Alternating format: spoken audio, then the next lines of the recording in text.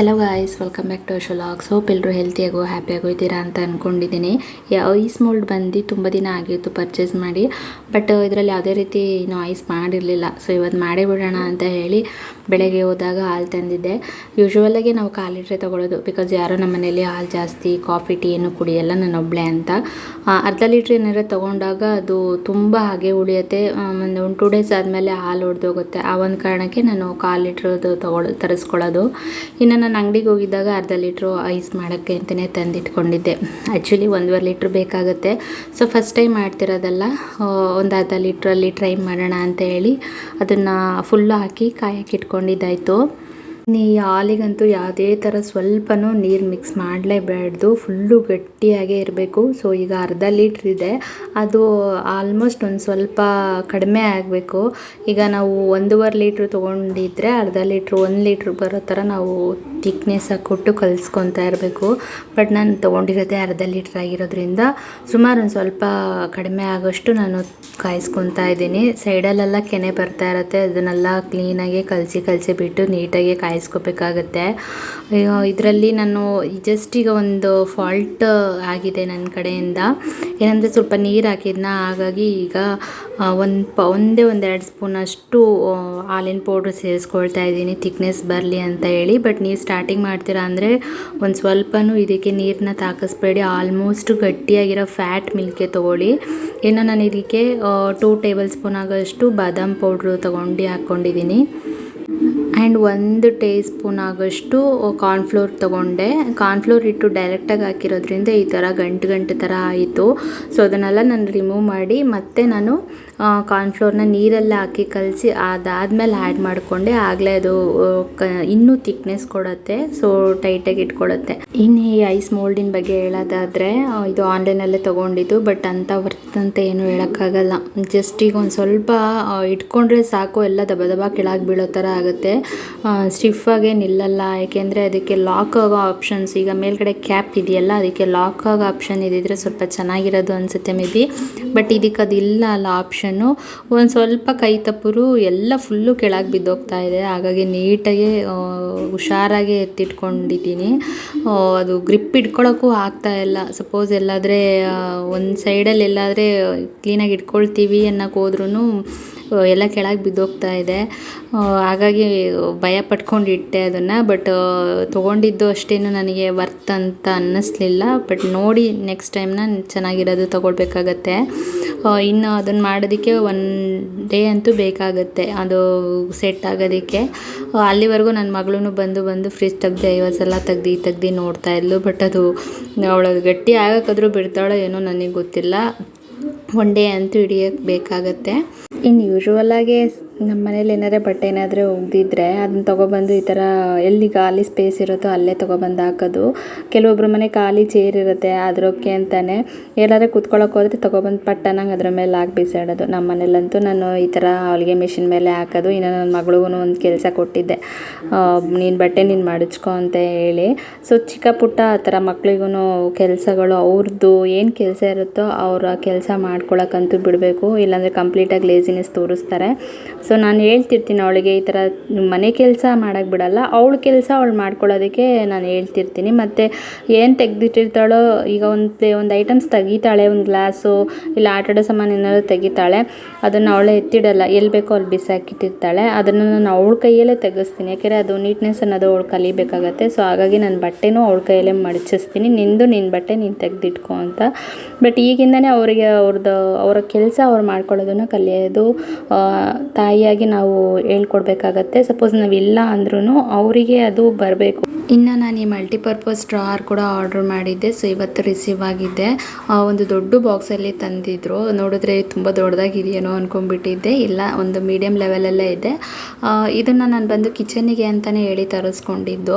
ಏನಾದರೆ ಮಕ್ಕಳಿಗೆ ಸ್ನ್ಯಾಕ್ಸ್ ಏನಾದರೆ ಹಾಕಿಡೋದಕ್ಕೆ ಅಥವಾ tissue paper ಆಗಿರ್ಬೋದು, ನಾವು ಚಿಕ್ಕ ಪುಟ್ಟ ಏನಾದರೂ ಸ್ಪ್ಯಾಚುಲಸ್ ಏನಾದರೆ ಯೂಸ್ ಮಾಡಲ್ಲ, ರೇರಾಗಿ ಯೂಸ್ ಮಾಡ್ತೀವಿ.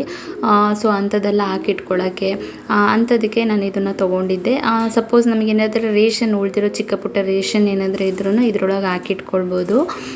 ಸೊ ಆ ಒಂದು ಕಾರಣಕ್ಕೆ ಅಂತಲೇ. ನೆಕ್ಸ್ಟು ಇದನ್ನು ನಾವು ಬೆಡ್ರೂಮಲ್ಲೂ ಇಟ್ಕೋಬೋದು. ಆ್ಯಂಡ್ ಮಕ್ಕಳಿಗೆ ಏನಾದರೂ ಬುಕ್ಸು ಏನಾದರೂ ಜೋಡಿಸ್ಕೊಳ್ಳೋದಕ್ಕೆ ಪೆನ್ಸಿಲ್ಲು ಅಥವಾ ಅವರಿಗೆ ಏನಾದರೂ ಇಟ್ಕೊಳ್ಳೋದಕ್ಕೂ ಮಕ್ಕಳ ಆಟ ಆಡೋ ಐಟಮ್ಸ್ಗಳು ಅದನ್ನೆಲ್ಲ ಇಟ್ಕೊಳ್ಳೋದಕ್ಕೂ ಉಪಯೋಗ ಆಗುತ್ತೆ. ಆ್ಯಂಡ್ ಇದು ನಾನು ಕಿಚನ್ಗೆ ಅಂತಲೇ ತರಿಸ್ಕೊಂಡಿದ್ದೀನಿ. ತುಂಬಾ ಚೆನ್ನಾಗಿದೆ. ಒಂದು 5 ಕಂಪಾರ್ಟ್ಮೆಂಟ್ ಇರೋದೊಂದು ಟ್ರೇ ಇದು. ಅಂದರೆ ತುಂಬ ಏನು ಜಾಗನೂ ಇಡಿಸೋದಿಲ್ಲ.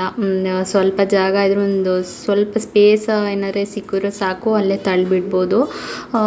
ಅಂದರೆ ತುಂಬ ಲೇಟ್ ವೆಯ್ಟ್ ಇದೆ ಇದು, ತುಂಬ ಭಾರ ಅಂತ ಏನೂ ಇಲ್ಲ.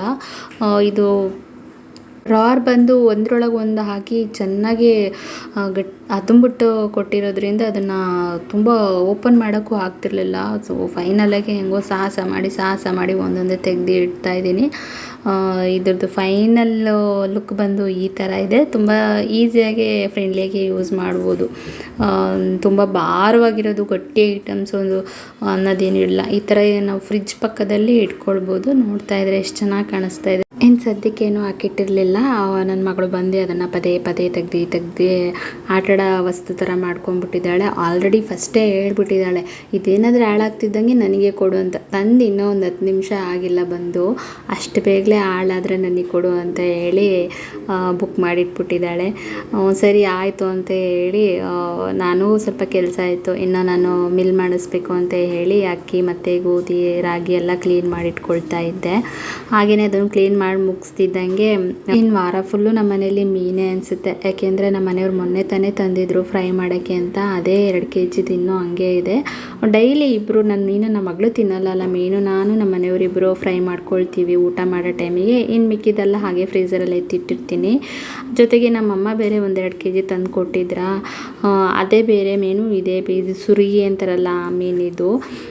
ಸ್ವಲ್ಪ ಕೊಬ್ಬಿನಂಶ ಜಾಸ್ತಿ ಇದೆ ಇದರೊಳಗೆ. ಒಂದೇ ಒಂದು ಮುಳ್ಳಿರೋ ಮೀನಿದು. ಇದನ್ನು ಸಾಂಬಾರು ಮಾಡೋಣ, ಇನ್ನೇನು ಫ್ರೈ ಮಾಡೋಕ್ಕಿದೆಯಲ್ಲ ಅಂತ ಹೇಳಿ ಇದನ್ನು ಸಾಂಬಾರು ಮಾಡ್ಕೊಳ್ತಾ ಇದ್ದೀನಿ. ಆ್ಯಕ್ಚುಲಿ ನಮ್ಮ ಮನೇಲಿ ಯಾರೂ ಸಾಂಬಾರು ತಿನ್ನೋದಿಲ್ಲ. ಸೊ ಮಾಡೋ ರೀತಿಯಲ್ಲಿ ಮಾಡಿದ್ರೆ ಟೇಸ್ಟಿಯಾಗಿ ಚೆನ್ನಾಗೇ ಇರುತ್ತೆ. ಇನ್ನು ಸಾಂಬಾರು ಮಾಡೋದಕ್ಕೆ ನಾನು ಚಿಕ್ಕ ಈರುಳ್ಳಿ, 1-3 ಟೊಮೊಟೊ, ಜೀರಿಗೆ, ಮೆಣಸು, ಬೆಳ್ಳುಳ್ಳಿ ಮತ್ತು ಕರಿಬೇವಿನ ಸೊಪ್ಪು ತೊಗೊಂಡು ಒಂದು ಸಲ ಎಣ್ಣೆಯಲ್ಲಿ ಫ್ರೈ ಮಾಡ್ಕೊಳ್ತಾ ಇದ್ದೀನಿ.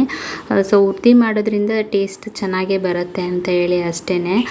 ಸಾಂಬಾರು ಮಾಡಿದ್ರೆ ತಿನ್ನೋದು ತುಂಬ ಕಡಿಮೆ ನಮ್ಮ ಮನೇಲಿ. ನಾನು ಇವತ್ತೇ ಅಂದರೆ ಈ ಲೈಫಲ್ಲಿ ಸಾಂಬಾರು ಮಾಡ್ತಿರೋದೇ ಇದೇ ಫಸ್ಟ್ ಟೈಮು ಅಂತಲೇ ಹೇಳ್ಬೋದೇನೋ.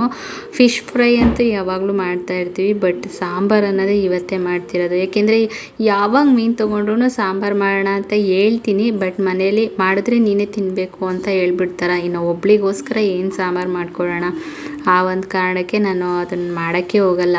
ಹೇಗಿದ್ದರೂ ಸ್ವಲ್ಪ ಸಾಂಬಾರು ಇತ್ತಾ, ಹಾಗಾಗಿ ನೋಡೋಣ ಇದು ಸಾಂಬಾರು ಮಾಡೋಣ, ಅವ್ರಿಗೂ ಇಷ್ಟ ಆಗುತ್ತೆ. ಸಪೋಸ್ ಏನಾದರೂ ತಿಂದಿಲ್ಲ ಅಂದರೆ ಬೇರೆ ಸಾಂಬಾರು ಇದೆಯಲ್ಲ ಅದರಲ್ಲಿ ತಿನ್ಕೊಂಡು ಫ್ರೈ ಮಾಡಿರೋ ಮೀನು ಕೊಡೋಣ ಅಂತ ಹೇಳಿ ಸಾಂಬಾರು ಮಾಡ್ತಾನೆ ಇದ್ದೀನಿ. ಇನ್ನು ಫ್ರೈ ಆಗಿರೋದು ಆಲ್ರೆಡಿ ಎಲ್ಲ ಉಪ್ಪು ಖಾರ ಹಾಕಿಟ್ಟಿದ್ದೆ ಮೊನ್ನೆ, ಅದೇ ಇತ್ತು. ಜೊತೆಗೆ ಸಾಂಬಾರು ಮಾಡ್ಕೊಳ್ತಾ ಇರೋದಷ್ಟೇ.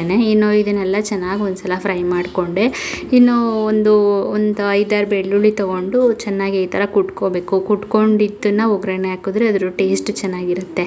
ಇನ್ನು ಫ್ರೈ ಮಾಡ್ಕೊಂಡಿರೋ ಬಾಣಲಿಗೆ ಎಣ್ಣೆ ಹಾಕಿ ಒಂದು ಸ್ವಲ್ಪ ಸಾಸಿವೆ ಮತ್ತು ಮೆಂತ್ಯ ಹಾಕಬೇಕು ಇದಕ್ಕೆ ಮೀನು, ಆವಾಗಲೇ ಅದು ಫ್ಲೇವರ್ ಚೆನ್ನಾಗಿ ಬರೋದು. ಸೊ ಬೇರೆ ಏನು ತೊಗೊಂಡಿಲ್ಲ, ಬರೀ ಸಾಸಿವೆ ಮತ್ತು ಮೆಂತ್ಯ ಕಾಳನ್ನು ಚೆನ್ನಾಗಿ ಒಂದು ಸಲ ಫ್ರೈ ಮಾಡಿಕೊಂಡು ಕುಟ್ಟಿರೋ ಈರುಳ್ಳಿ ಹಾಕಬೇಕಾಗುತ್ತೆ. ಸೊ ಕಟ್ ಮಾಡಿ ಹಾಕಿರೋದು ಅಷ್ಟೇನು ಟೇಸ್ಟ್ ಕೊಡೋದಿಲ್ಲ, ಈ ಥರ ಕುಟ್ಬಿಟ್ಟು ಹಾಕಿದ್ರೆ ಚೆನ್ನಾಗಿರುತ್ತೆ. ಅರ್ಧಂಬರ್ಧ ಚೆನ್ನಾಗಿ ಫ್ರೈ ಆಗ್ತಿದ್ದಂಗೆ ಫ್ಲೇಮ್ನ ಸ್ವಲ್ಪ ಕಡಿಮೆ ಮಾಡಿಬಿಟ್ಟು ಇದ್ರ ಜೊತೆಗೇ ಖಾರದ ಪುಡಿ ಮತ್ತು ಧನಿಯಾ ಪುಡಿ ಹಾಕ್ಕೊಂಡು ಚೆನ್ನಾಗಿ ಮಿಕ್ಸ್ ಮಾಡ್ಕೋಬೇಕಾಗತ್ತೆ. ಇದ್ರದ್ದು ಹಸಿ ವಾಸನೆ ಹೋಗಬೇಕು. ಧನಿಯಾ ಪುಡಿ ಮತ್ತು ಖಾರದ ಪುಡಿ ಹಸಿ ವಾಸನೆ ಹೋಗೋವರೆಗೂ ಎಣ್ಣೆಲೆ ಒಂದು ಸ್ವಲ್ಪ ಚೆನ್ನಾಗಿ ಫ್ರೈ ಮಾಡ್ಕೊಳ್ಬೇಕಾಗತ್ತೆ. ಇದ್ರ ಜೊತೆಗೆ ಬೇಕಾದ್ರೆ ಇನ್ನೊಂದು ಸ್ವಲ್ಪ ಅರಶಿನ ಸೇರಿಸ್ಕೋಬೇಕು. ಸೊ ಈ ಥರ ನಾವು ಹುರಿದು ಮಾಡೋದ್ರಿಂದ ತುಂಬಾ ಟೇಸ್ಟಿಯಾಗೇ ಬರುತ್ತೆ. ಹಸಿ ಸ್ಮೆಲ್ ಇರೋದಿಲ್ವಾ, ಹಾಗಾಗಿ ಮೀನು ಸಾಂಬಾರು ಚೆನ್ನಾಗೇ ಬರುತ್ತೆ, ಘಮ ಕೊಡುತ್ತೊಳ್ಳೆ. ಇನ್ನು ನಾನು ಜೊತೆಗೆ ಅರಶಿನೂ ಸೇರಿಸ್ಕೊಂಡೆ.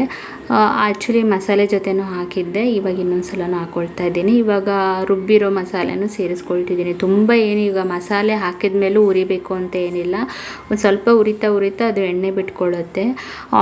ಆಲ್ರೆಡಿ ಫಸ್ಟೇ ಹುರ್ಕೊಂಡೇ ತಾನೇ ರುಬ್ಬಿದ್ದು, ಹಾಗಾಗಿ ಜಾಸ್ತಿ ಹುರ್ಕೊಳ್ಳೋಕೆ ಹೋಗಿಲ್ಲ. ಹಾಗೆ ನೆನೆಸಿಟ್ಟಿರೋ ಹುಣಸೆಹಣ್ಣಿನ ರಸನೂ ಅದಕ್ಕೆ ಸೇರಿಸ್ಕೊಂಡೆ. ಸೊ ಇದು ಮೇನ್ ಏನಂದರೆ ಹುಣಸೆಹಣ್ಣಿನ ರಸ ಹಾಕಬೇಕು. ಮತ್ತು ನಮಗೆ ಎಷ್ಟು ನೀರಿನ ಕನ್ಸಿಸ್ಟೆನ್ಸಿ ಬೇಕೋ ಅಷ್ಟು ನೀರು ಹಾಕ್ಕೊಂಡು ಚೆನ್ನಾಗಿ ಒಂದ್ಸಲ ಕುದಿಸ್ಕೊಂಡು ಈ ಟೈಮಲ್ಲೇ ನಾವು ಉಪ್ಪನ್ನೆಲ್ಲ ಚೆಕ್ ಮಾಡ್ಕೋಬೇಕು. ಮತ್ತು ಒಂದ್ರ ಮೇಲೆ ಒಂದು ಆಗದೆ ಸೈಡಿಗೆ ಪಕ್ಕನೇ ಮೀನನ್ನು ಹಾಕಿ ಮೀಡಿಯಮ್ ಫ್ಲೇಮಲ್ಲಿಟ್ಟೆ ಅದನ್ನು ಕುದಿಸ್ಕೊಳ್ಬೇಕಾಗತ್ತೆ. ಸೊ ಫೈನಲಾಗೆ ಸಾಂಬಾರು ರೆಡಿ ಆಯಿತು. ಅದ್ರ ಮೇಲ್ಗಡೆ ಕೊತ್ತಂಬರಿ ಸೊಪ್ಪನ್ನು ಉದುರಿಸ್ದೆ. ಈಗ ನೋಡ್ತಾ ಇದ್ದರೆ ಎಷ್ಟು ತುಂಬ ಟೆಂಪ್ಟಿಂಗ್ ಆಗ್ತಾಯಿದೆ ತಿನ್ನೋದಕ್ಕೆ ಅಂತಲೇ, ಯಾಕೆಂದರೆ ತುಂಬ ದಿನ ಆಗಿತ್ತು. ಆ್ಯಕ್ಚುಲಿ ನಮ್ಮಮ್ಮ ಅವ್ರ ಮನೇಲಿ ತುಂಬ ಮೀನು ಸಾಂಬಾರೇ ಮಾಡೋದು.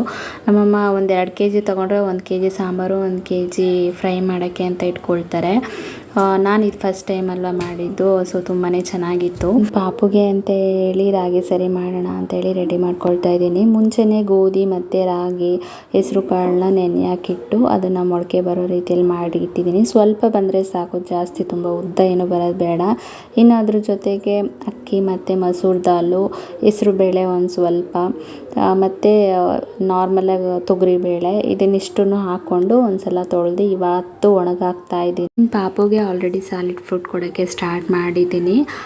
ಇದು ಇವಾಗ ಮಾಡ್ತಾ ಇರೋದು. ಇದಕ್ಕಿಂತ ಮುಂಚೆ ಉದ್ದಿನಿಟ್ಟಿಂದು ಇತ್ತಲ್ಲ, ಸೊ ಅದರದ್ದೇ ನಾನು ಸ್ವಲ್ಪ ತೆಳು ಮಾಡಿಬಿಟ್ಟು ಕೊಡ್ತಾ ಇದ್ದೆ. ಪಾಪುನು ತುಂಬ ಇಷ್ಟಪಟ್ಟು ತಿಂತಿದ್ದು. ಸೊಂಟದಕ್ಕೂ ಬಲ ಬರುತ್ತೆ, ಒಳ್ಳೇದಲ್ವಾ, ಹಂಗಾಗಿ ಕೊಡ್ತಾ ಇದ್ದೆ.